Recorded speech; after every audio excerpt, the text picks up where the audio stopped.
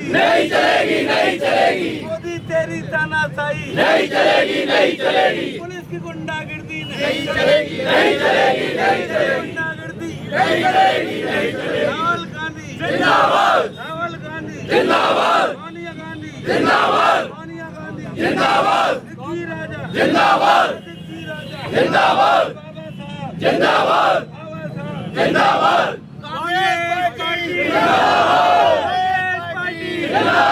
राहुल गांधी जिंदाबाद, कांग्रेस पार्टी जिंदाबाद। मोदी तेरी तानाशाही नहीं चलेगी, नहीं चलेगी, तानाशाही नहीं चलेगी, नहीं चलेगी। छात्रों को न्याय दो न्याय दो, न्याय दो। छात्रों को के सम्मान में भारत माता की, भारत माता की, भारत माता की।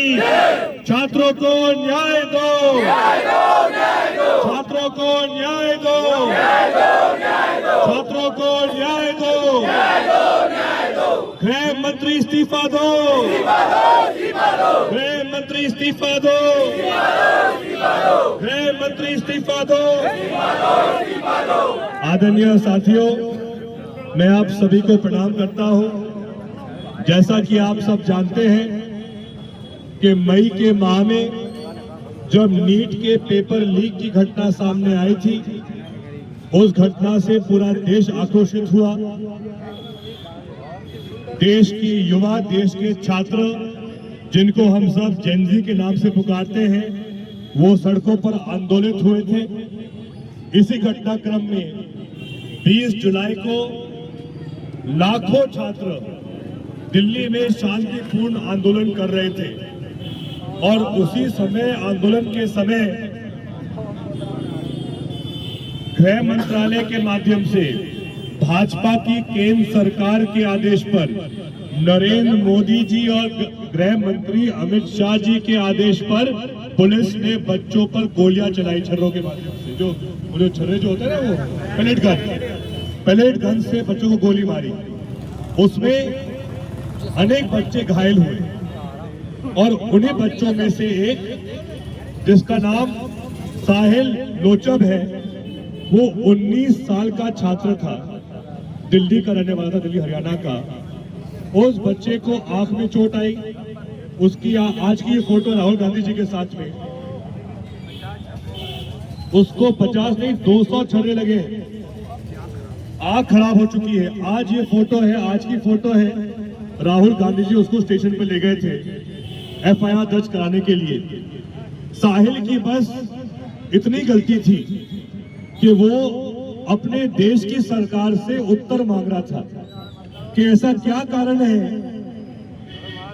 कि जब से ये सरकार भाजपा की इस देश में आई है, अकेले पिछले 12 साल में 100 से अधिक सरकारी भर्ती परीक्षाओं के पेपर लीक हुए हैं। जो काम 70 साल में कांग्रेस ने नहीं किया, वो 12 साल में भाजपा ने करके दिखा दिया। एक के बाद एक पेपर लीक हो रहे हैं। ये वही पेपर लीक हो रहे हैं जिन पेपर की निष्पक्ष परीक्षा के माध्यम से एक निर्धन परिवार का योग्य बच्चा आगे बढ़ सकता है, डॉक्टर बन सकता है, टीचर बन सकता है, पटवारी बन सकता है, कलेक्टर बन सकता है, तहसीलदार बन सकता है, SI बन सकता है। इन सब भर्ती परीक्षाओं में भाजपा सरकार ने बड़े स्तर पे धांधली की है। भाजपा सरकार ने, मोदी जी की सरकार ने सिस्टम बना दिया है। जो अमीर परिवार का अयोग्य बच्चा होगा, वो चाहे तो भाजपा के दलाल के पास पहुंचे, दलाल के माध्यम से 20 लाख रुपए दे दो, 25 लाख रुपए दे दो, 50 लाख रुपए दे दो और परीक्षा के पहले पूरा पेपर पाओ। ये धंधा आज पूरे देश में चल रहा है। और जब ये बच्चों से सहन नहीं हो पाया तो लाखों छात्र आंदोलन कर रहे थे और उसी समय पैलेट गन के माध्यम से भाजपा सरकार ने अनेकों बच्चों को घायल किया। हमारे जन नेता, देश के जन नायक राहुल गांधी जी की यही मांग है कि जिन लोगों ने पैलेट गन चलाए, उन पे तो कार्रवाई होनी चाहिए, उन पे तो FIR होनी चाहिए। आज जिस बच्चे के साथ राहुल गांधी थाने पे गए थे, सचिन लोचक, उसकी आंख, तो जो मैं बात कह रहा था कि आज राहुल गांधी जी जिस युवा के साथ, सचिन लोचक के साथ थाने पे गए, उसको आंख में गहरी चोट आई है, अलग अलग जगह शरीर पर उसको पैलेट गन से इंजरी हुई है, घायल हुआ है। और जो मैंने आज पढ़ा है कि एक जो छर्रा है वो उसके दिल के निकट कहीं लगा है, जो निकाल नहीं पा रहे हैं। आप कल्पना करो, ऐसा बर्ताव आज देश की सरकार बेकसूर बच्चों के साथ कर रही है, जो सिर्फ और सिर्फ अपने अधिकार के लिए धरना प्रदर्शन कर रहे थे। यही नहीं, आज से लगभग 1 महीने पहले ऐसा ही हादसा बिहार में हुआ था, जब ये पेपर लीक के मुद्दे को लेकर जनता आंदोलित थी, युवा आंदोलित था। तो बिहार के सिवान शहर में भाजपा की पुलिस ने AK-47 चलाई थी। कौन सी बंदूक? AK-47।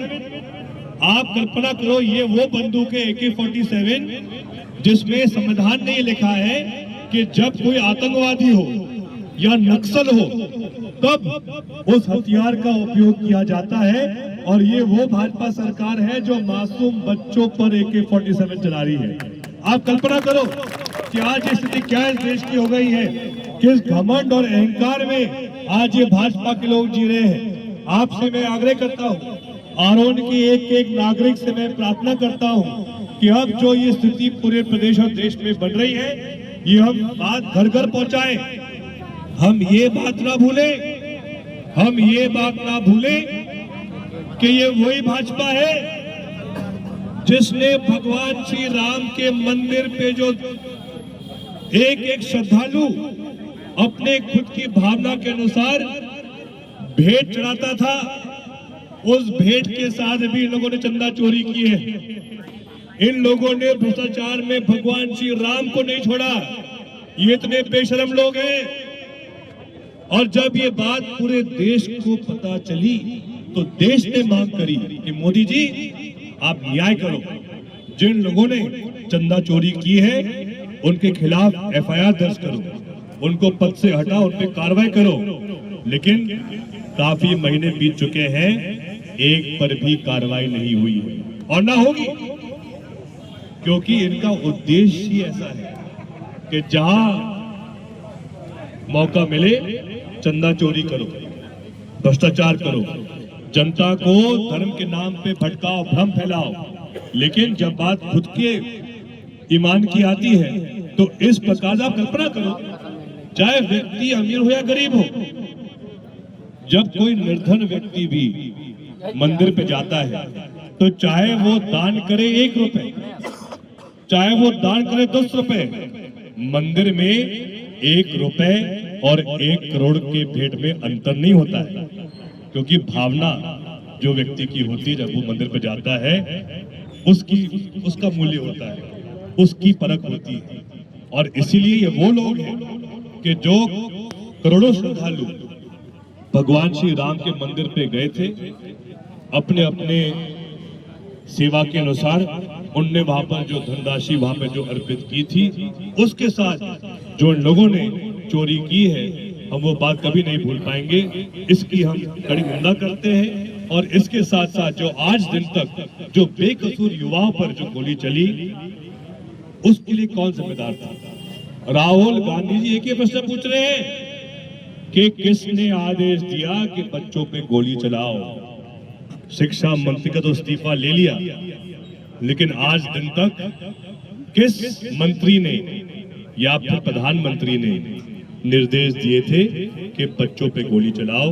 हम उस पर कार्रवाई की मांग कर रहे हैं। हम देश के गृह मंत्री पर कार्रवाई करने की मांग कर रहे हैं और हम करते रहेंगे जब तक उन बच्चों को न्याय नहीं मिले।